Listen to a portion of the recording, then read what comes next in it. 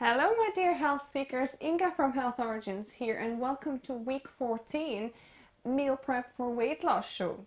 So today is quite an unusual episode, shall I say, that I'm going to be making 2 dessert recipes. Yes, I will be preparing other dishes and other ingredients I'll show you at the end, but I'll be showing you 2 dessert recipes because lately I've been craving more sweet stuff and I ran out of all my dried fruits that I normally snack on, and I also have some Okara to use up. So I'm going to be making 2 recipes. So it's going to be sweet pasta soup, right? You heard that right. So that's quite unusual. And then I'm going to be making a brownie using Okara. So if you don't have Okara, you could use beans, mashed beans for this as well. So let's get into it.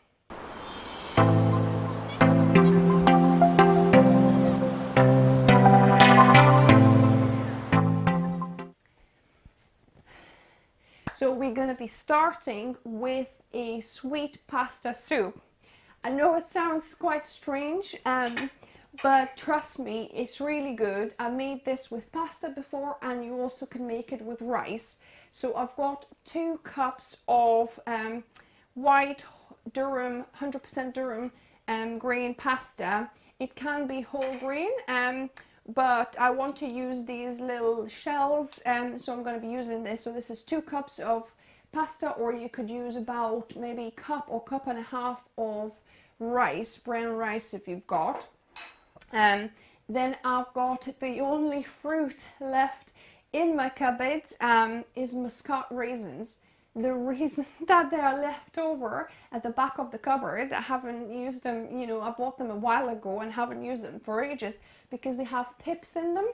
But at times are desperate, right? In this lockdown, I'm trying to do this exercise of actually emptying and looking at the back of the cupboards. I'm emptying and using up what I have to try to make use of it and not buy more new dry ingredients. We do, buy some greens and some fresh vegetables and so on.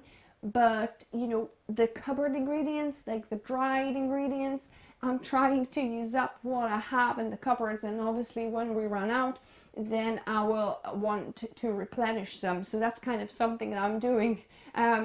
Play this game with me as well. Look in the back of your cupboards and see what kind of ingredients you have, and you could utilize and be creative about it. Google, some new recipes that you can come up with. I bet you probably never heard of sweet pasta soup before, but there you go. This is a recipe. So this is kind of a spin of Lithuanian sweet soup, and normally for this soup you need more dried fruits. So you could use apples, dried apples, dried apricots, go great, prunes, so any kind of dried fruit would be great. But I will have to do with 1 cup of raisins because that's the only thing I've got from fruit, and we'll see how we can make this work. I also have, for a little bit of zinginess, I've got 2 tablespoons of lemon, so this is half a lemon juice. Then I've also zested that half a lemon, so this is about a teaspoon or a little bit more of lemon zest. And then an optional ingredient is ginger. I never made it with ginger. I'm intrigued to see, but I think it will actually go well in this. So it's about a tablespoon of grated ginger here. So you can skip this if if you're not a fan of ginger. Then I found this in the back of my cupboard, dark muscovado natural unrefined cane sugar. This is a very dark brown sticky kind of sugar, so it's about 3 tablespoons in here. If I need any more, I've got some extra sugar, we'll see. Then you'll need a slurry that you can make from any kind of starch. I'm using arrowroot, so about 1 tablespoon of arrowroot with 2 tablespoons of water, and then we'll add it to the end of the soup to just thicken the sauce, thicken it, make it nicer and thicker, like a syrup. And then totally optional ingredient, I've got some coconut milk. So this is the solids from the top of the can. That you know, I decided to use, maybe I'll use 2 tablespoons or so, just to give a bit more richness, you know, creaminess to the soup, but you can absolutely skip it. So yeah, so let's begin. And also a liter of boiling water. So I'm gonna put my induction hob on. This is a boiled water, so this is quite hot already. So I'm just gonna get this water to boiling again, and then I'm gonna basically add all the ingredients minus the slurry, and let the pasta cook. So my water is boiling now. I'm gonna be adding my pasta shells, the raisins. So what I did with raisins, because they were quite dry, I actually poured some boiling water on them to kind of soften them a little bit, but really just to wash off the oil, because normally raisins and sultanas are coated in oil. So I poured some boiling water, left them for a minute, mixed up, and then poured the water off. So to try and get rid of some of that oil that is naturally coated on the raisins when they are being processed. And then I'm gonna just add the rest of the ingredients. So I'm gonna add the ginger. Actually, the zest I'm gonna leave till the end, and the juice. So I'm just gonna boil it right that, because I really like adding them at the very end, because then it's kind of fresher. It, you know, the taste doesn't dissipate. So I'm gonna just add the pasta, the dried fruit. So if you have any other dried fruit apart from raisins, add that as well. And then I'm gonna add my sugar. So about 3 tablespoons of sugar go in. We'll see if we need any more. So the sugar, and then I'm gonna add a couple of tablespoons of the coconut milk, just to give that extra creaminess. But like I say, this is absolutely optional, the coconut milk, and ginger as well. If you don't want to add ginger, you don't have to. So basically, I'm just dissolving all the coconut milk in here, all the sugar, and we're gonna let this simmer on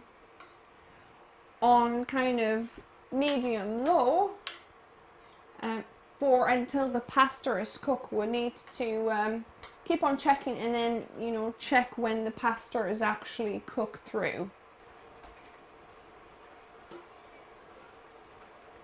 So it's looking like my pasta is nearly done. Let me give it a taste test.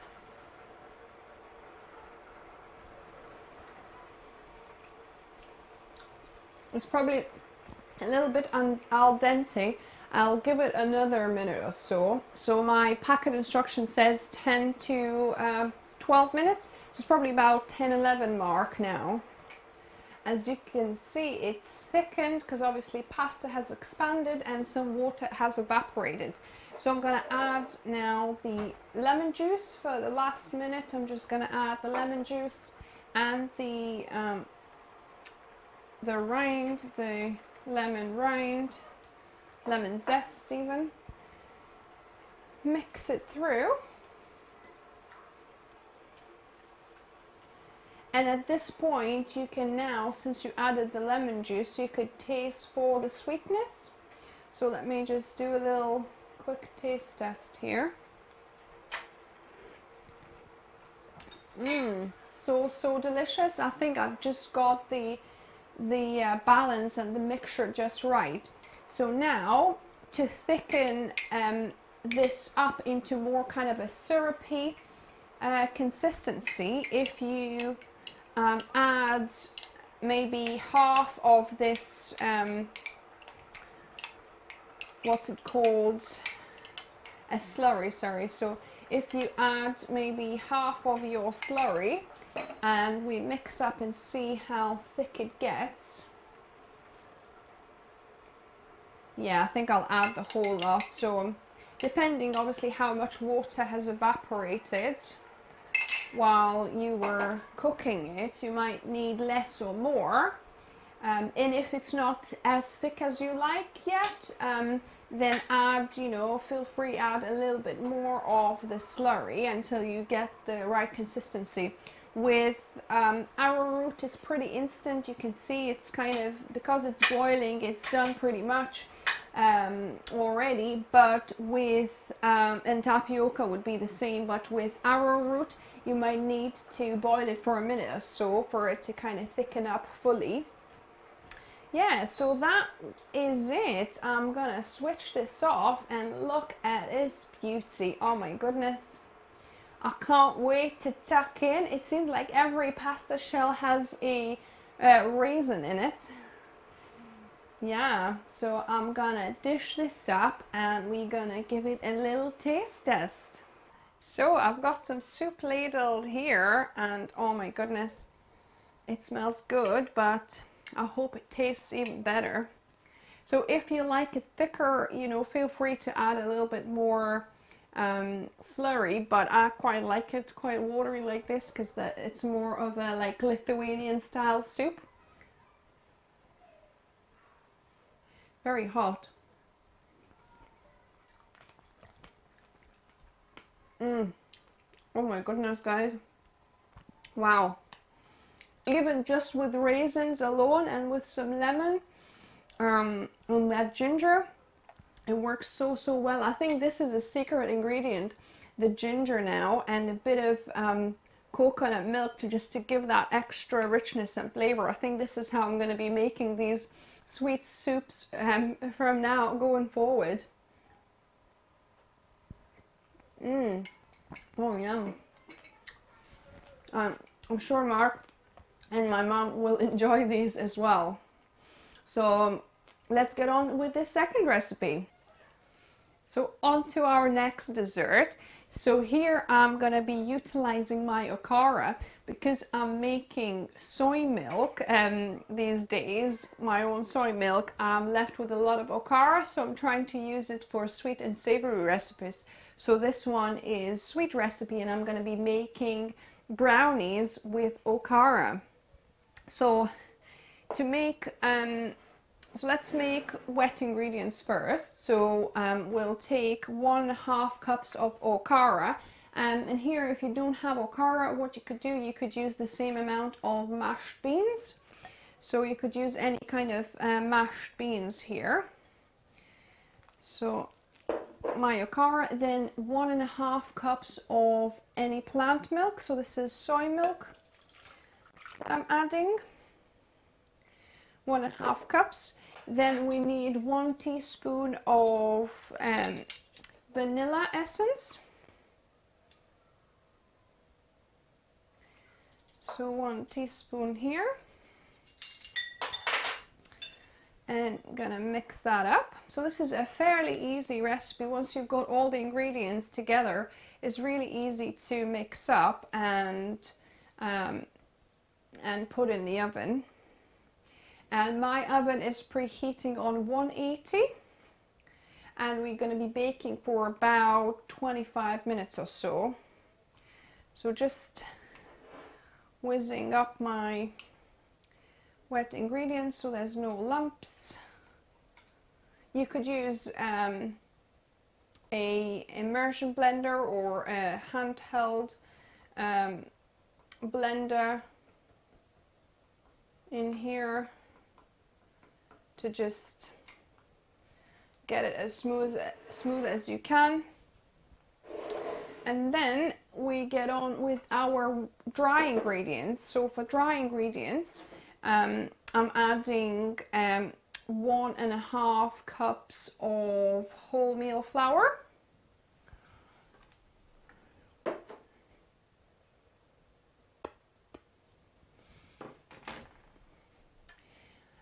In these times, if you don't have wholemeal flour, you just have white flour, any kind of flour pretty much should work here. or gluten-free. You could use gluten-free flour here as well. So 1.5 cups of flour, and then I've got 1.25 cup of sugar. So my cup is brown sugar, and then the 1/4 cup, I didn't have enough brown sugar, but I've got a bit of kind of lighter sugar here as well. So I'll mix them up, and then you need 1/4 teaspoon of salt. So 1/4 teaspoon. I'm adding Himalayan salt here. Also 1/3 cup of cocoa powder. If you don't have cocoa powder, cacao powder will work. Any kind of obviously chocolatey flavor powder would work. Then we need 2 teaspoons of baking powder. So we need 2 teaspoons. So since my teaspoon is wet, I'm just going to add 4 half teaspoons here. And actually I'll get, because you don't want it lumpy, so I'll get a little sieve to sieve that through. You don't want big lumps of your baking powder in there. So I've got my little sieve, and I'm going to add my 2 teaspoons of baking powder and make sure there's no lumps in there.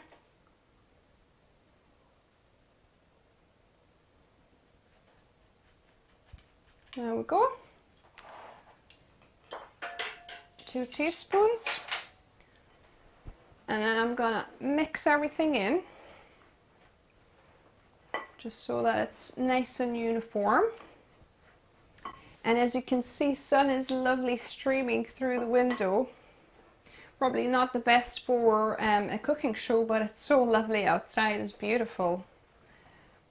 We want, even if you want to, you can go in with your hands and break up those lumps. It's sometimes actually easier to do that. I might just do that. It's easier to just to feel them with your hand and to break it up than it is to do it with a spoon, actually. Because all you want is a nice crumb.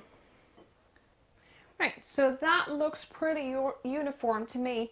And then an optional ingredient, you don't have to add this, but if you do have it, you know, add it in, is 3/4 cup of chocolate chips, or 1/2 cup of cocoa nibs.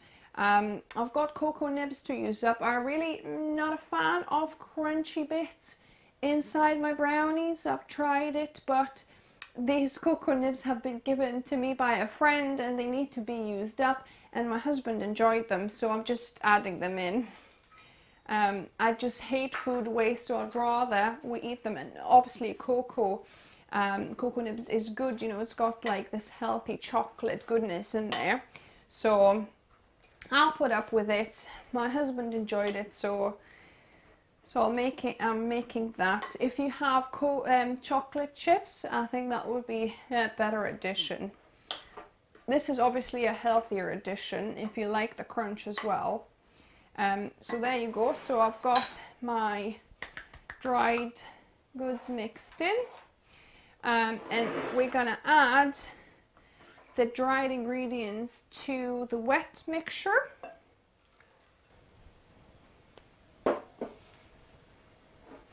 And mix it up. So mix it until it's uniform batter. So that looks done to me. And then I've got 2 silicone tins that I'm going to use.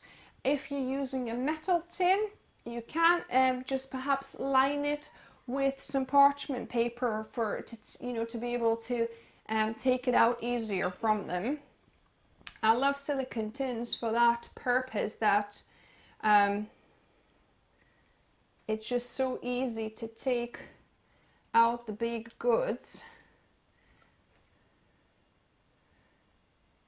And I think I'm gonna do a couple of cupcakes as well, because I don't want to overfill the brownie. I don't want it to be too thick. I think that one almost too thick. And whatever remaining batter I've got, I'm going to just put in my silicone cupcake molds as well. I'll have a couple of cupcakes too. But yeah, so just do it, you know, probably about an inch, just over an inch, because it'll rise a little bit as well. And obviously brownie, you don't want it to make it too thick. So I filled up a couple of silicone tins and also 3 muffin cases, and I've got my oven preheating on 175 degrees Celsius, but if you're, because mine is fan assisted, so it's a little bit hotter. If yours is not fan assisted, 180 degrees, and I'm going to be baking it for 25 minutes and then checking to see if it needs more by piercing with a skewer or a metal cake tester and see if the end comes out clear, and if not, maybe leave for another 5 minutes or so. So I have these brownies out of the oven now, so I left them for about 30 minutes, and the one that I've made about an inch thick seems like, you know, when I put a metal skewer in, it seems coming out more clear, whereas the thicker one might be a little bit too thick for a brownie. We'll see. So I'm going to let these cool down for a few minutes, and then we can take them out, slice and taste test.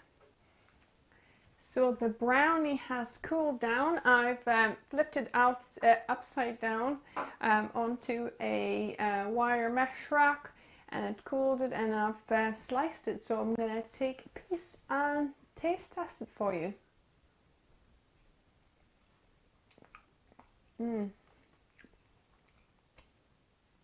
Nice. It's still quite moist, so you could probably still do another 5 minutes, or maybe do it on 170. If your oven is fan assisted, maybe do it on 170 and leave it for maybe 30-35 minutes so that it cooks through more.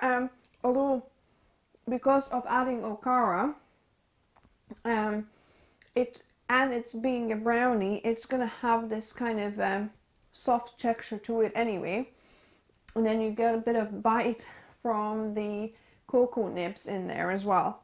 So yeah, so and these are not overly sweet, so if you like your brownies or cakes sweeter, perhaps add 1.5 cups of sugar. This is 1.25 cups I've added, and it's not overly sweet. It's still sweet. I think it's sweet enough, but if you have like a really sweet tooth, you might want to add a little bit more. So that is it for the 2 dessert recipes. So now I'm going to do a roundup of what else I did for this meal prep, and we can review. So here's the lot for week 14 meal prep for weight loss. Like I showed you, I prepared the 2 desserts, the sweet soup, which is even nicer. The best thing about it, that it's even nicer cold, and I would advise maybe to add maybe another 1/2 cup to a cup of water actually to that recipe. So I'll add that in the description below to make it a little bit more soupy, because this is kind of more of like a sweet pasta dish rather than a soup. So yeah, and it's really nice when it's cold. So that's great to prepare ahead of time. Because both me, my husband and my mum had some, we only left with that much. But yeah, you could make a bigger pot of it. It's really easy, as you saw. Then the brownie, so that will keep us going for our sweet snacks as well. Then I made some chickpeas, just cooked some chickpeas, and actually I kept the water as well. I forgot to show you the aquafaba water from boiling the chickpeas I kept as well. And I'm going to be using this for baking, and perhaps maybe even making meringues. I don't know how you say that, but you know, that sweet fluffy stuff that we use to make eat on mess. So yeah, so that, then I made a very simple soup from the greens I got from the garden. So there were some cauliflower, young cauliflower plants that started just growing up on my compost heap itself. So I've picked them up, and because they were not forming an actual cauliflower head, they were just shooting out, I just picked the leaves, and also I had some young celery plants that seeded themselves as well. So I've, you know, used lots of greens, a carrot, an onion, some potatoes. I'll just put the recipe of the simple soup below. Basically, I fried an onion, carrot and celery sticks for a few minutes, added some garlic, maybe 3 cloves of garlic, and then I put all the potatoes, all the greens that I mentioned, some chard as well, and also a few bits of fennel bulb that I had. Put that in, poured some stock, so vegetable stock, and I put 1 teaspoon of yeast extract, like Marmite, you know, and then I just put it on pressure cook for 20 minutes, or you just cook it on a normal hob, and it's a very simple yummy vegetable soup to have with bread, for example. Then I've made some rice here. That's the remainder of the rice. That's all we've got left. So I made that to have for some dishes. And then also I made another bit of our split pea soup that I did in my previous meal prep for weight loss show. I'll link to that in the card above. But yeah, this is yummy, and it's really thick. So if you want it more soupy, again, you might want to add a little bit more water. So that is the lot, and of course we will have lots of greenery, like I already said, to make smoothies, to make salad, fresh salads. So what, like I say, I'm trying to not buy dried things, to go through what we have, but then I, you know, buy some vegetables, fresh leafies, tomatoes, corn, apples, fruits, bananas, spinach, that sort of thing. So we've got plenty of that. So this is the lot. I hope you liked the video. Give me a thumbs up if you did, and let me know which recipe are you gonna try, and what are your staples for meal prep every week, or nearly every week. What are the staples that you can't live without? Let me know, and I might make some on my channel as well. And if you're new here, subscribe for more videos just like this every Saturday. And then on Wednesdays, I also do some yummy videos or some weight loss tip videos. And remember, food is fuel. So be mindful of what you put in the body. Until next time.